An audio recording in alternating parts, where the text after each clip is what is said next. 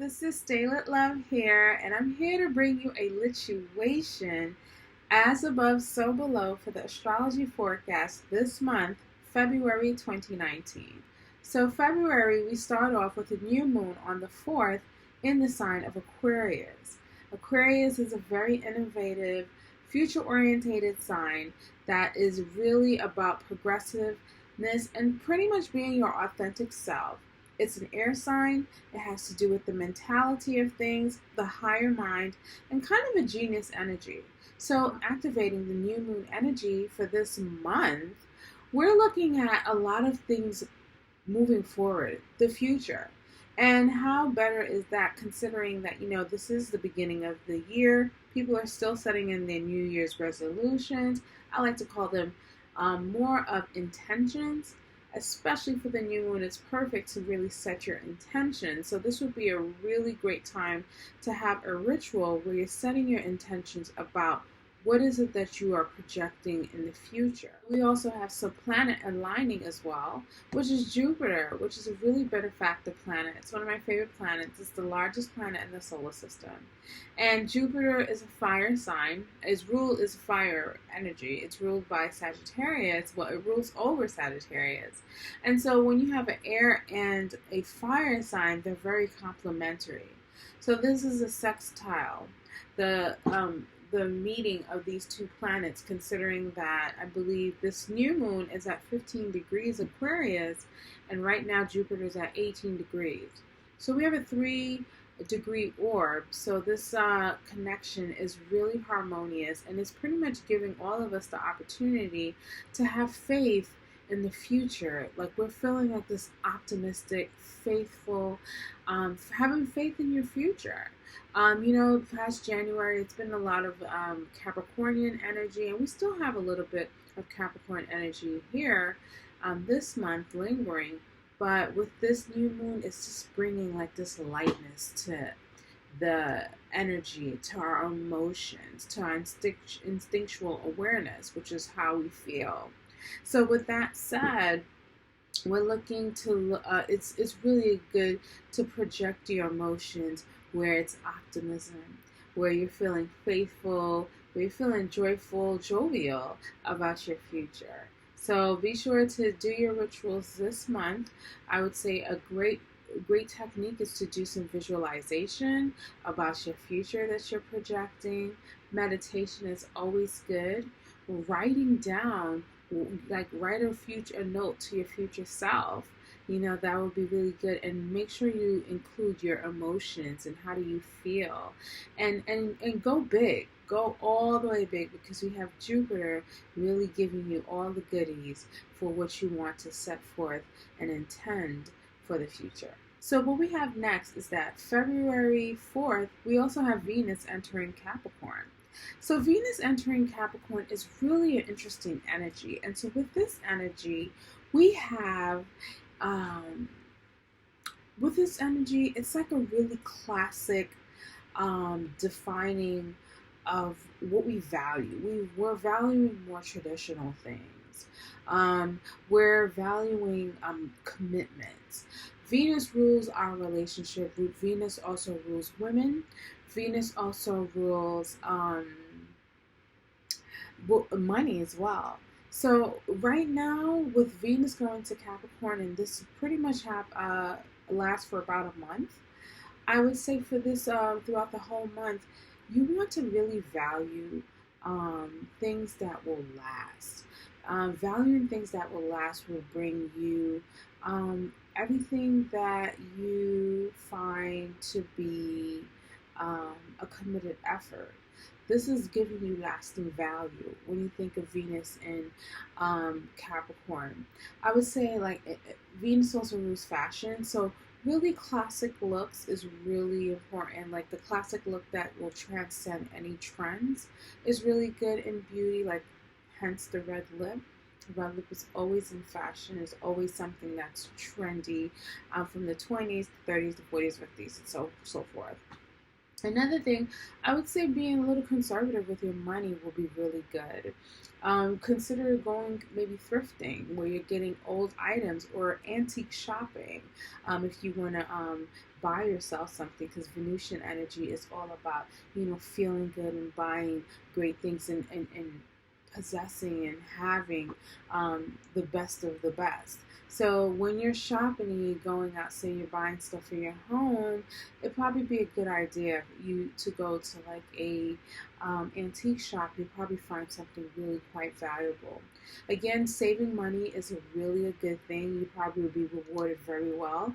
Going to the banks and figuring out how you can save money. We in the United States, we're all getting our taxes, or we're preparing to do our taxes. So if you get your check, and you should before this transit ends, it probably would be a greater idea to conserve things. And in regards to relationships, relationship energy is really something that you would want to be like. You'll probably find a lot of people committing to things that they value, relationships that they value. Taking it to the next level. Capricorn is very ambitious energy, and Venusian energy is all about love. So you probably want to take love to the next level. Anything that's dear to your heart that you value, you want to take to the next level. And in order to take it to the next level, you would have to pretty much conserve it, commit to it, and also go for it for the long run. So that's Venus and Capricorn. Next, on the 10th, we have Mercury entering Pisces. That's a beautiful energy. Mercury, we know, a lot of people know about Mercury. I would say a lot of people learn about astrology, or that's their gateway to astrology, through the Mercury retrograde. So Mercury retrogrades, it rules our mindsets, the way we think, the way we communicate, technology around us, driving. It even rules our cousins as well, our community, our close-knit community and neighborhood as well. So Mercury now going into Pisces. Pisces is a very feminine energy. It's an energy that's very nebulous, very spiritual, very abstract. So when we talk about Mercury going into Pisces, the energy is really quite, our mind is really non-linear. We're not really thinking pretty objectively or logically. Our minds, we tend to have more creative thoughts. We tend to probably get downloads from, I don't know how I figured that out, but it's like something that could be maybe from a dream. Pisces also rules the dream world as well. So you might also find that, when you wake up in the morning, you just have this wild creative idea about doing things. So I would suggest throughout this transit, it'd be a good idea to kind of have like a pen and pad, a notebook right next to your bed and your nightstand. So when you wake up, you probably would have some pretty profound dreams that will give you some great ideas as well. Another thing, like artistry must be really big. If you're an artist, this is a great time to create. You might come out with great ideas. If you're like a songwriter or a painter, because Mercury also rules our hands, you might be drawing up and writing up some really beautiful bodies of work, of artistic work, because Pisces does rule the creator, the artiste of the zodiac. So our mind is going into that place. So we're coming up with very creative ways of communicating our ideas and so forth. And our mindset is more or less, less logical, but more dreamy, more romantic. Another thing, also, romance might be a big thing. You might be professing your love, and this is perfect because this is near Valentine's Day. So Mercury in Pisces might have a lot of people really speaking from their heart, because like I said, Pisces is a very feminine energy. It is the higher altitude of Venus energy, so it's unconditional love. So people might be professing their unconditional love to each other for the Valentine's holiday, or just throughout the whole month. And I find it so beautiful. It's a very creative energy. And also, I would use this energy to meditate as well, because Pisces also rules our spiritual nature, and meditation also has to do with the mind. And so because the mind, it won't be so busy with so many things, it would be kind of on a flowy energy, meditating and pretty much releasing all that logical, all that, frantic energy and stuff that it was when it was in Aquarius. When Mercury is in Aquarius, we probably had so many ideas, just like so many genius things, and probably felt restless. Now the mind gets to relax, and so you take this time to pretty much have a meditative session, really release all your thoughts, drop your energy down to your heart, and listen. And it might be, you'll be surprised at what you'll hear. So the next day, the next transit we have is when Mars enters Taurus on the 18th of February. So Mars entering Taurus, this is kind of giving us another slowdown, a calm, because when Mars was in Aries, it was at home, and it was just like that push energy. And we probably really needed that. So, at the start of the year, with the intent of getting everything done, starting the year off right, having the courage and the energy. Now, when Mars is going into Taurus, it's like, okay, I did a lot. What's the worth? Like, is this worth my time? Is this worth, not even my time, but is this worth my energy? Mars in Taurus is really asking, is this worth my energy? Now, Taurus is ruled by Venus, so it really likes to calm itself and just eat and just enjoy the finer things in life.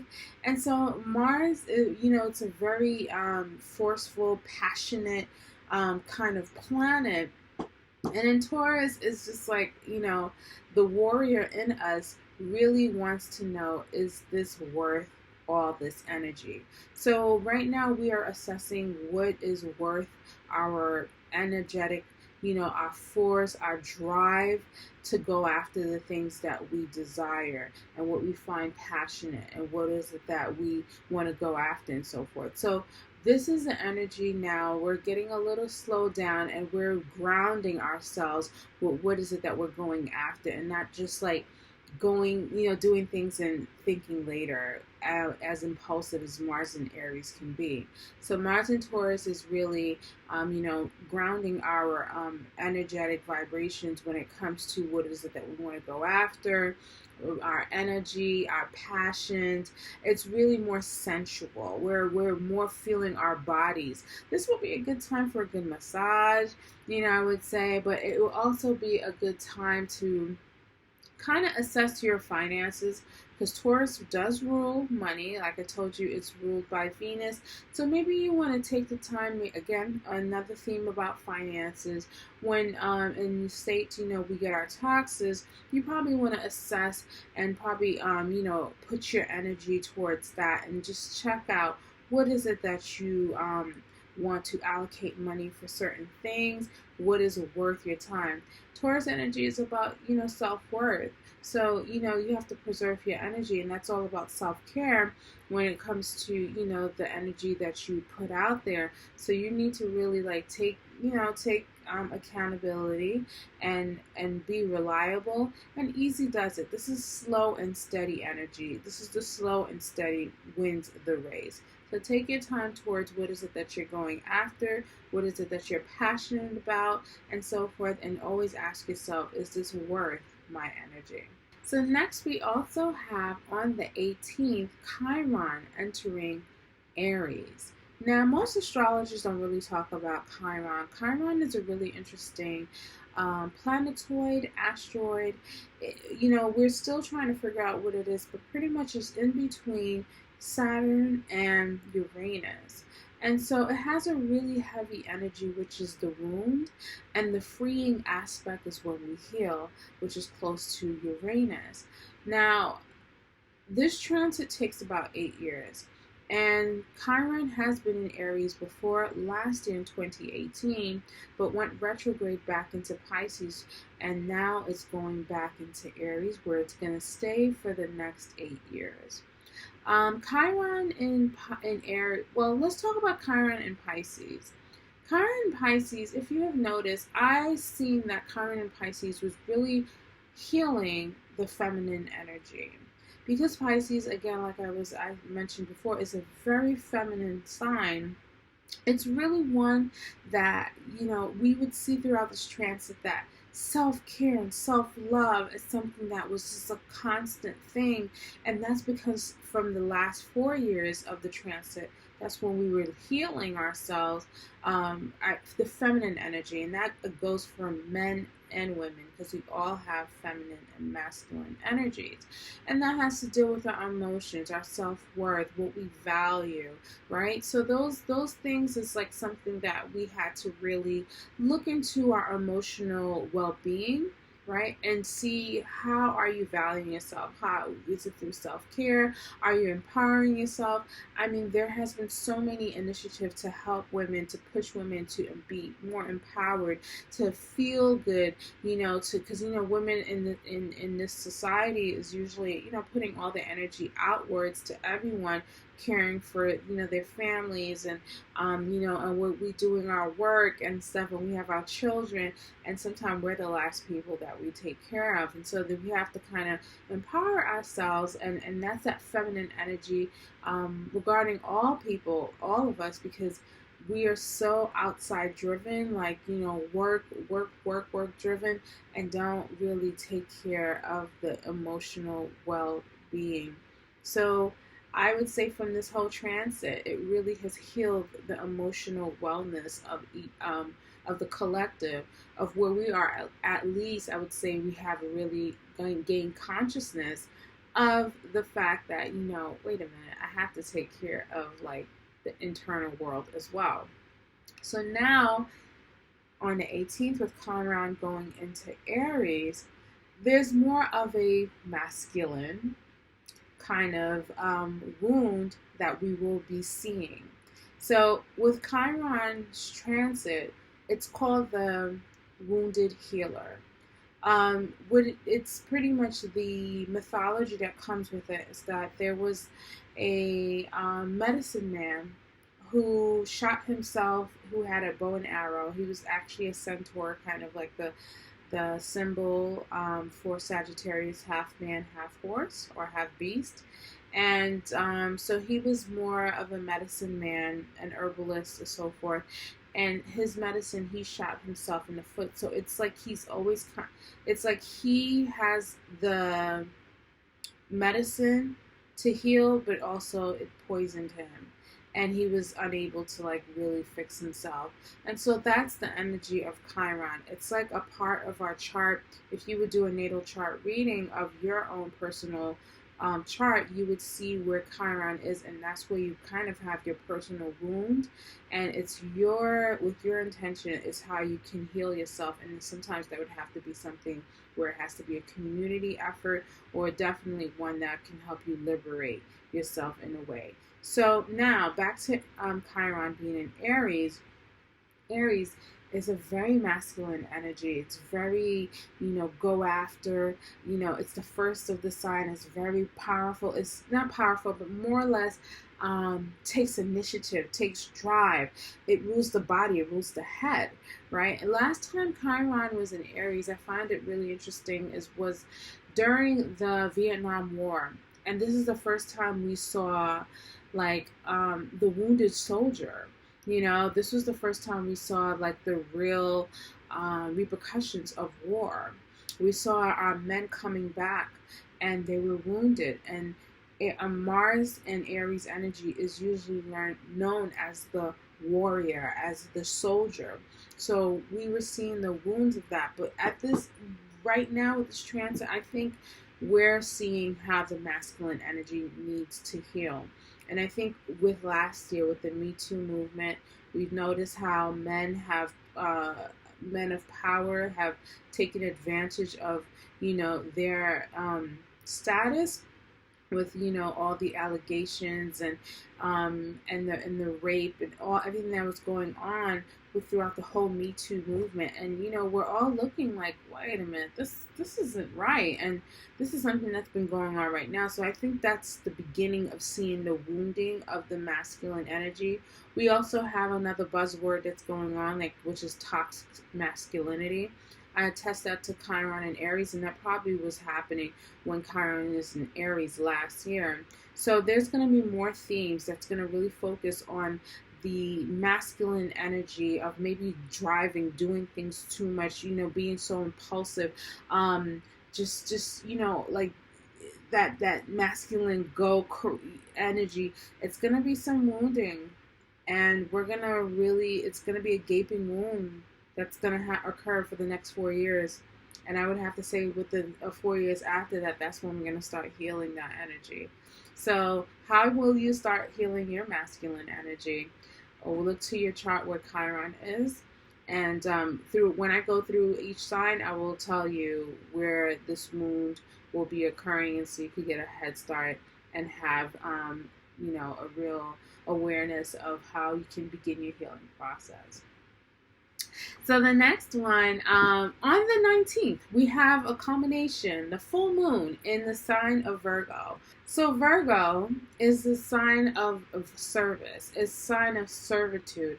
It's the sign of our health and well-being. It's the sign of our vocation, our day-to-day work, our lifestyle. These are the themes of Virgo. And so there's going to be a full combination, a wrapping up of those themes that was mentioned. And it's going to come to awareness in a real heightened emotional way. So you can probably find yourself maybe, you're ending a job, or you're ending a bad habit, so you can and so you can bring in a healthier habit. So the full moon in Virgo, that's going to be quite interesting, and we're going to talk about that when the full moon, when we get closer to the 19th, well, I'll do a whole video about that. The next day, we also have the sun enters the sign of Pisces. So now the sun meets up with the Mercury, and so we're all in this nebulous, calm, relaxed energy, kind of delusional too. And I would have to say, even when Mercury in Pisces, there could be a lot of delusions, and from a macro level, we can definitely understand with what's going on around the world. And I must also say, Mercury in Pisces really gives me that media situation. So there could be a lot of deception in the media as well, because Pisces energy can really dissolve the truth, and no one knows what's going on and stuff. And that's kind of been the theme with news on a macro level of what's going on. So we probably would see more of that and heightened illumination and awareness of this, or the creation of it, when the sun goes into Pisces as well. Now, Pisces is a very spiritual sign. It's a sweet sign, and I think it's one time for me. I love to travel around this time. Like I live in New York City, so it's the dead of winter, right before the spring happens. Fares are really cheap and stuff wherever you want to go around the world, and so when you are doing with the sun in Pisces, it's like such a good time to retreat, because it's right before, the new beginning, when Aries season begins, where pretty much this is when, spring starts and things starts to blossom. So this is the end of the winter. This is the ending of the cycle, the zodiac cycle, and so forth. And, it's a time to relax. It's a time to rest. It's a time to rejuvenate yourself. It's a time to heal. It's a time to love. It's a time to create. You might want to recreate. You might probably have cabin fever, so you're probably inside a lot, and you just want to create something that you can launch the next season. So look out for the sun in Pisces, where you'll feel this creative, nebulous, relaxed energy. But beware for the delusions that may come around, or you might want to sleep too much, or probably drink too much, because Pisces energy can kind of create that vibe. I mean, just think of St. Patrick's Day. That's around when when that's in around Pisces season, and we all know St. Patty's Day, you get a lot of drinking. So yeah, look out for Pisces season. It's gonna be a good time. And so let's move forward and let's start the forecast for each sign. Libra. So on February 4th, we have the Aquarius new moon, and this is happening in your 5th house of love, new romantic feelings. And this is a place in your chart that's where you are feeling quite creative.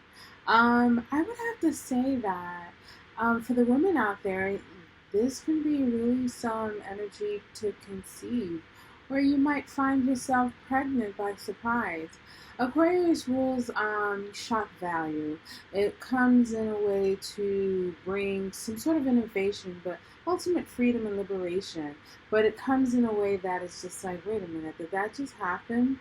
And considering that this Aquarius new moon is connected to Jupiter, where it's expanding things, you might have an expansive notion to maybe expanding the family, expanding your body.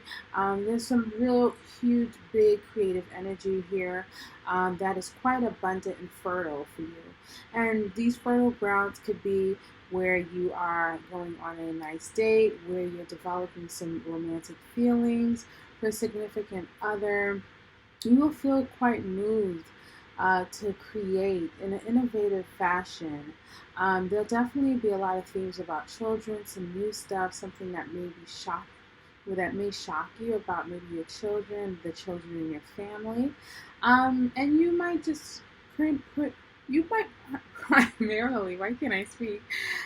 Just feel really brand new. A 2.0 of you is really emerging, and your heart chakra is just like bursting out, which is ruled by the 5th house, and you will have the will to illuminate this and feel your authenticity in a real big way. So structure stuff, Libra, because this is a very attractive place to have a new moon occurring, so you can start a lot of new great things as this month progresses up until mid-month. The same day, on February 4th, we have Venus entering Capricorn, and this is happening within your 9th house. Now, Venus is your ruling planet, so this is great. So your ruler is moving into a really structured, conservative kind of sign of Capricorn, which rules your 9th house. So it looks like you might be really examining some of your beliefs, because Venus also, not only that it rules the things that we love and value, our self-worth, but it also rules a concept of the law of attraction, right? What is it that you value is what you will find yourself receiving. So considering that the 9th house rules the belief system, your belief system really formulates and shapes what you see around you, right? What you will attract to yourself. So it'd probably be a good idea for you to really see what is it that you're attracting, and what you realize that you're attracting, and especially something that seems to have lasting value, since Capricorn is there for the long run, or you're committing to it. This is obviously something that you definitely believe in.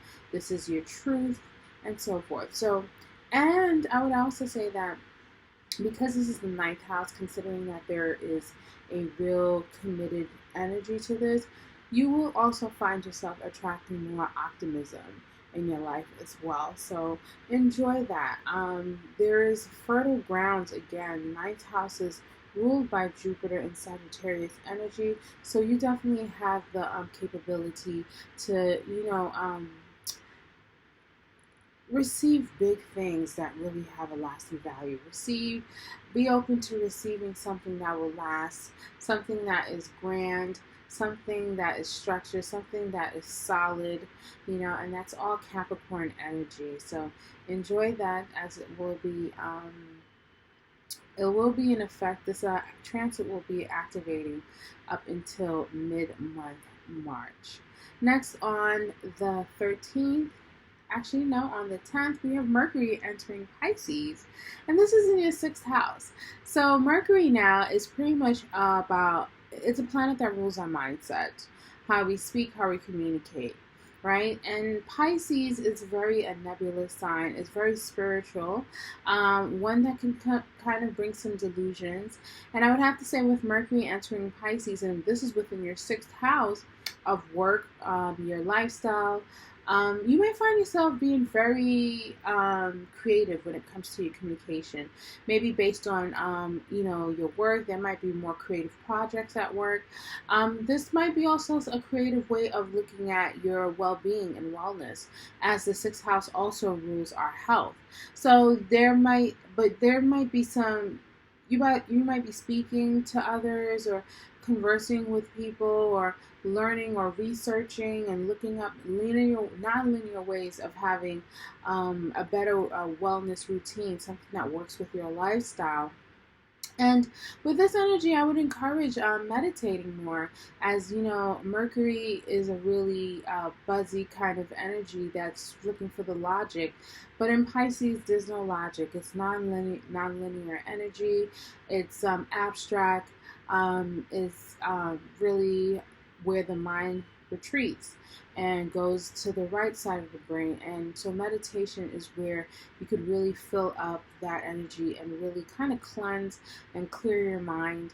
You might even find yourself daydreaming a lot at work as well. So to avoid that, take the time to meditate about, what is it that you are attracting, and so forth. So that energy will really work really well. Consider those options. And also, you might want to propose a creative new concept that will improve your work-life balance as well.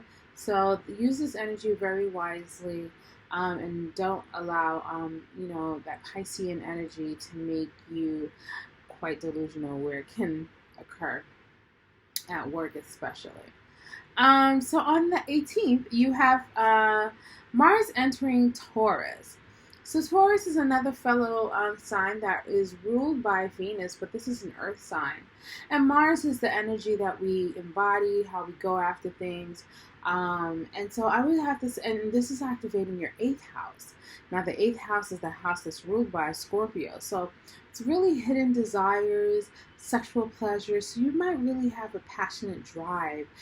You might be feeling just really passionate in matters of just gaining things, of not gaining, but to receive.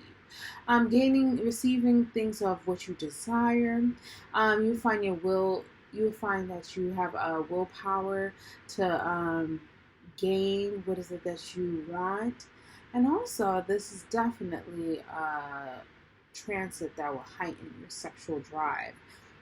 So this is the 8th house, and this is going to last up until next month. So enjoy this. This is going to be quite fun. And be sure to use your energy wisely, considering that Mars and Taurus is really asking you, is this worth my energy? And I think you'll definitely know for sure, because this is activating your 8th house, which has to do a lot with your strong desires and passion. So use it wisely, Libra. That same day, we have a huge, transit, well, here's the thing. You got Chiron entering Aries. And so Chiron entering Aries is going to be a transit that's going to last up to 8 years. So I'm just giving you the heads up about how this transit is going to affect you, because Chiron, as we know it, most astrologers don't really talk about it, but I think it's a really important point in the sky, in the stars above. And Chiron is pretty much pointing to our wounds and our healing mechanism. And in the sign of Aries, it has to do with how we identify with these dynamics of woundings and healing. And this is happening in your 7th house. So this is really significant, Libra, because this is going to highlight the wounds of how you identify with yourself in relationships. How do you relate? How do you identify with the relationships you have in your life? And these relationships can be with yourself, and I think that's really important, because Aries is about I am. That's the mantra. And with yourself, the relationship with yourself will definitely show you how you identify with the relationship with others. As you know, the others are mirror. So, with that said, there is going to be some wounding that you will be finding out about the relationship you have with yourself, the identities of that, and how you have them with others. And this is, ultimately to heal some woundings in this area. So I feel that, knowing what this means can really lead to rapid transformation, from the wound to the healing aspect, especially as Aries is a really fast moving energy that can help us have the courage to move forward and heal. The next transit we have Sun entering Pisces. So now it's Pisces season. This is affecting the 6th house. So you might find there's a great illumination where you have a creative focus. There's vitality to create within your workspace, to create a really amazing daily routine, to create something that's really good for your health regimen. I think I would advise that you probably would find some apothecary ways or holistic ways to take care of yourself. Probably want to visit your local apothecary. Self-care and self-love maybe is focus for you, and taking a vacation from work might be a good idea as well. Creating a piece of ease as part of your daily routine is really vital for this transit. So that's your information right there, Libra. If you have any personal or would like to delve deeper about what's going on personally within your chart, I'm available for readings. You can go to StayLitLove.com and you can book a reading. And also, considering that it is the month of love and we're celebrating Valentine's Day, if you have a significant other you'd like to get kind of a synastry reading for, feel free to contact me and we could definitely sit down and look at some of these transits and synastries and see how things work out for your favor or not. So I love to connect with you. This is my first video. I'd love to hear what you guys think about it. Like, share, comment, and of course be sure to subscribe, and know that this is not the last. This is first of many, and I hope you join me on this journey, Libra. Until next time, stay in love.